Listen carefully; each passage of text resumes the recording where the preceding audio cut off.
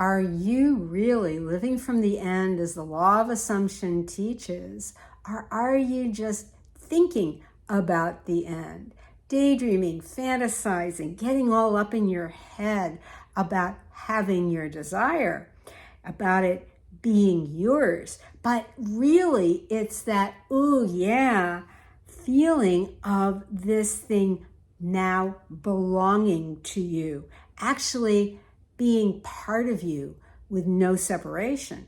So how to get out of your own way to see that and know that, to stop being Lucy pulling the football out from under Charlie Brown's feet as he's about to kick.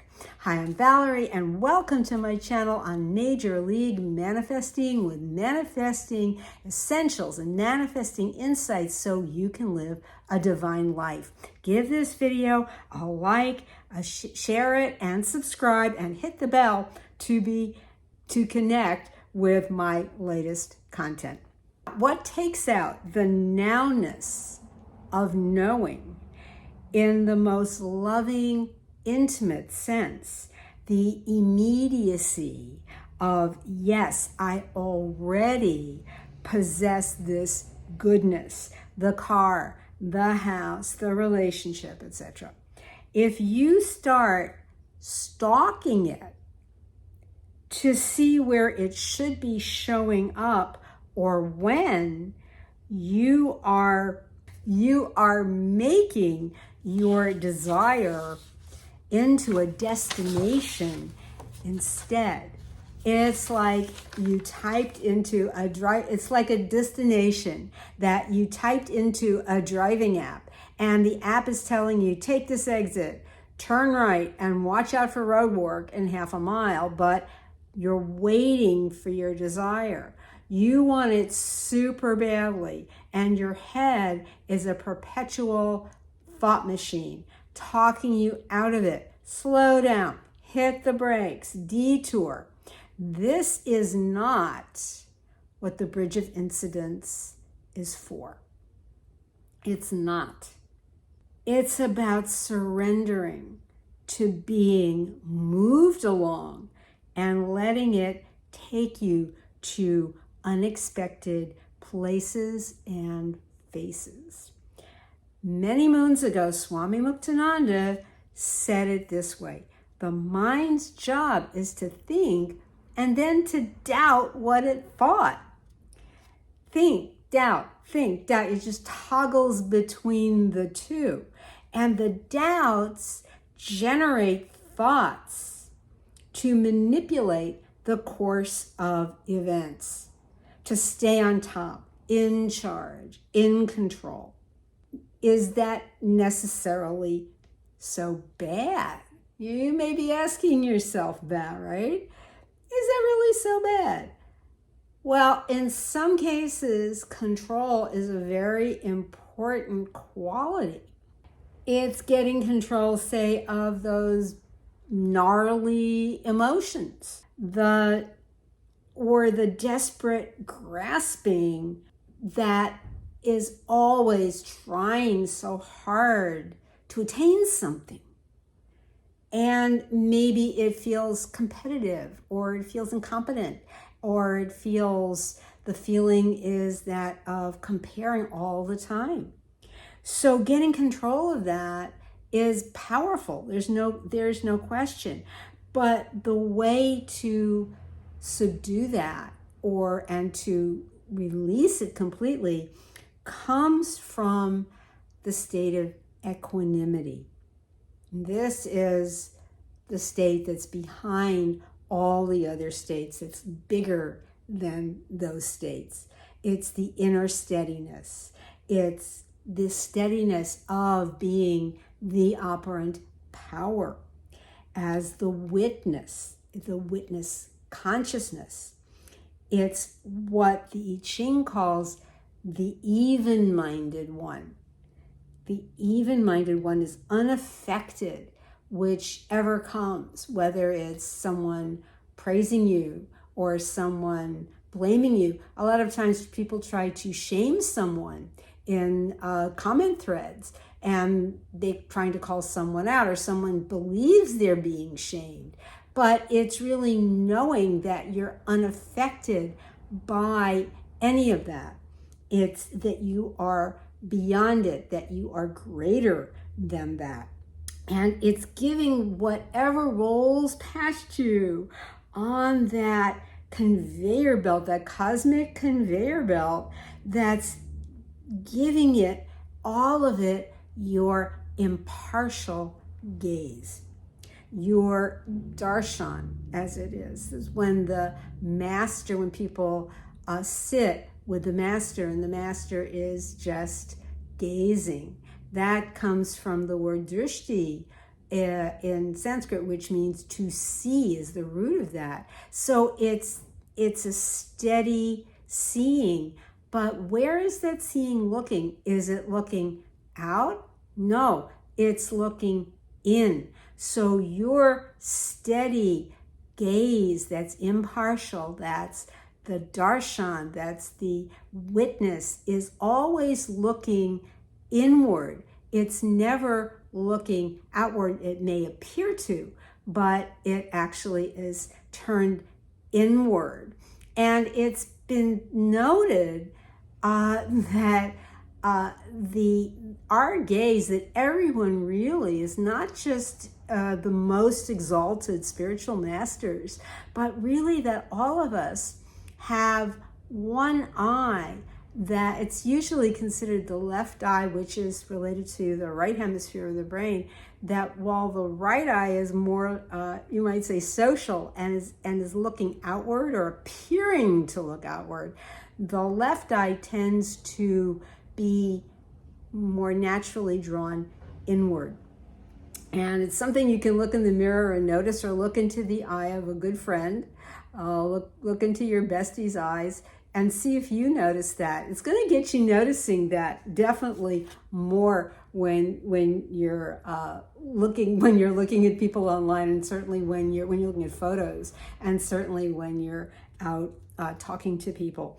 And this equanimity is that impartial gaze, and it's how, really, as witness consciousness, this is how God sees. It's noticing that. And the more your lack state, if the degree of your state of lack, if any, is busy wrangling the possibilities of outcomes around your desire. This is what keeps happening when the mind is going on, off, think doubt. And the more it's wrangling the possibilities, what if it's this? What if it's that? What if it isn't this? What if it isn't that? The further away the thing you're desiring seems to be moving, because you're really, while you're busy thinking of these possibilities, you're actually moving further away from it. And this is all relative. Is it physically move? No, but it's in consciousness that this movement is happening. And the irony, and there's quite a lot here, the irony is that when you first imagined your desire, as it said, my desires are God's desires, and Neville Goddard said, God speaks to us through the medium of our desires. This is listening. This is being silent. This is listening. It all comes together in this. That when you first imagined your desire, you as the operant power had placed it. It's like when you're ordering online, you put it in your cart. It's like you put it in the cart of your divine imagination. And the God self was ready to fulfill it. And then the thinking, doubting is where you abandon the cart. You abandoned the cart, and doubt showed up, and maybe dread showed up, which is doubt's ride or die, dread and doubt.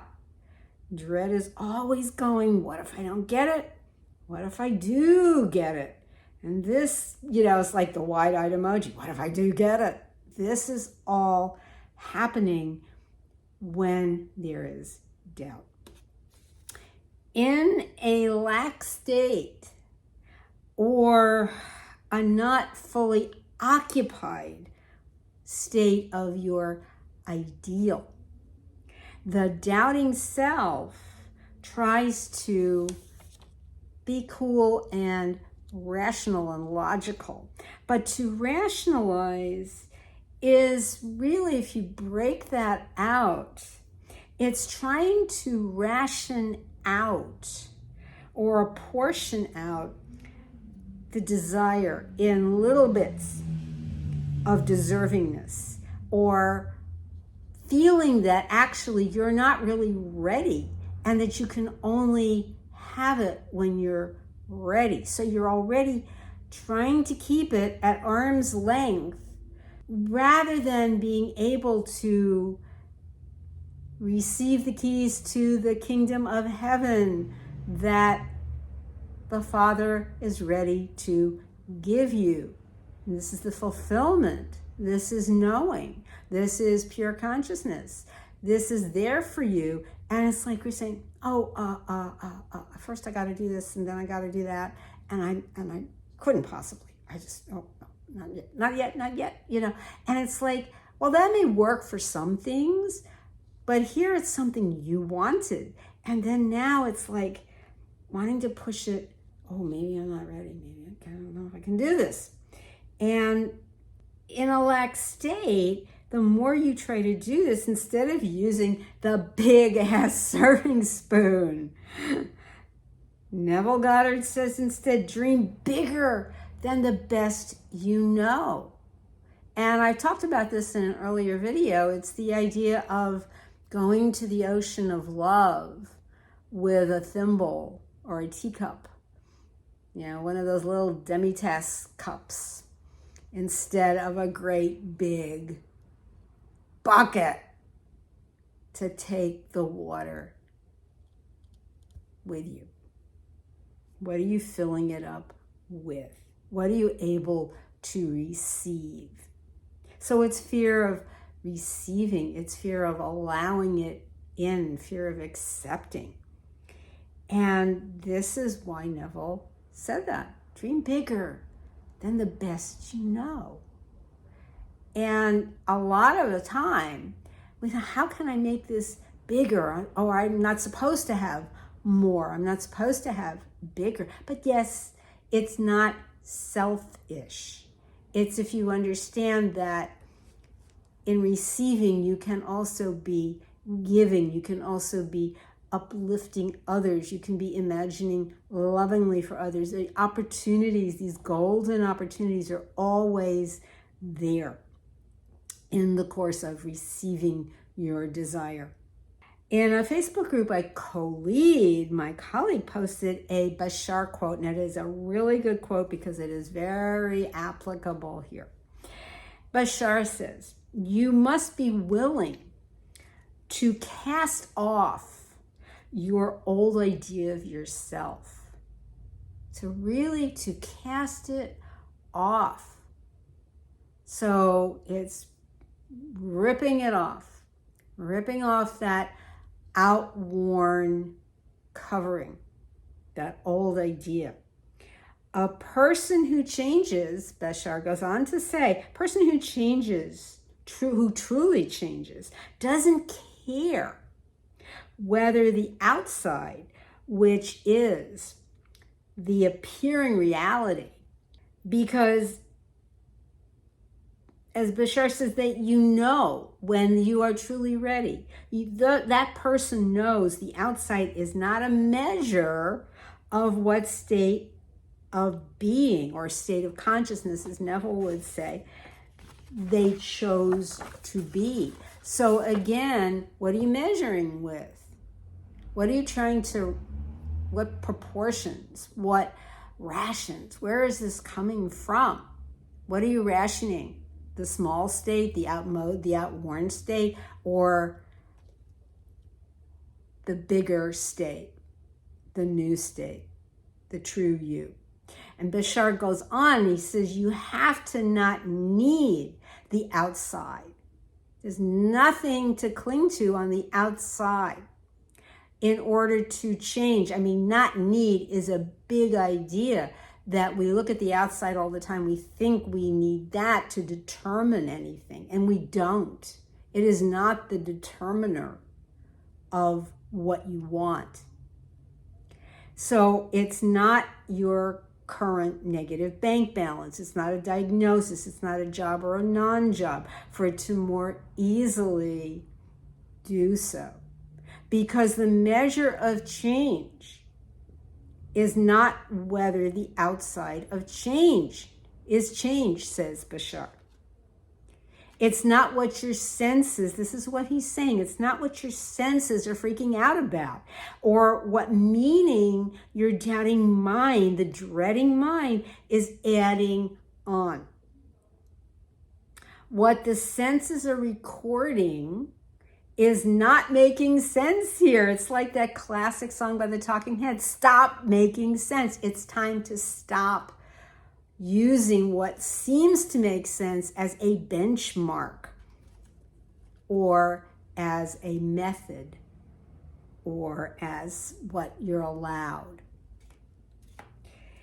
So back to Bashar, and he says the measure of change is whether you respond differently to the outside, even if it still looks the same. So this is disregarding appearances. As Neville would say, anything that would seem to deny the fulfillment of your dream. You must do that. This is the slamming the door of the senses. Think what we do in yoga, what's traditional, is at the end of most yoga classes to lie down in Shavasana. Shavasana means corpse. It's corpse pose. And yeah, it's not because the class was such a killer class you feel I'm dead. Okay. No, it's not that. It's more that you're closing off from externals. You're going deeper inside. And my teachers used to say, turn the eyes inward, turn the ears inward. Everything turning inward. And that's why that's important. That is slamming the door. The only thing that would stay facing outward would be your palms on the mat. You'd be lying with the back of your hands. You lie with the backs of your hands on the mat. And that, to me, is a gesture of I'm closing everything off so I can receive what I'm truly meant to receive. And you can interpret that. So you are kind of in this state, this corpse pose state, but you're walking around with that concept, with that feeling of that you are turned inward. This is the witness consciousness. The gaze is really within, and it appears to be looking out.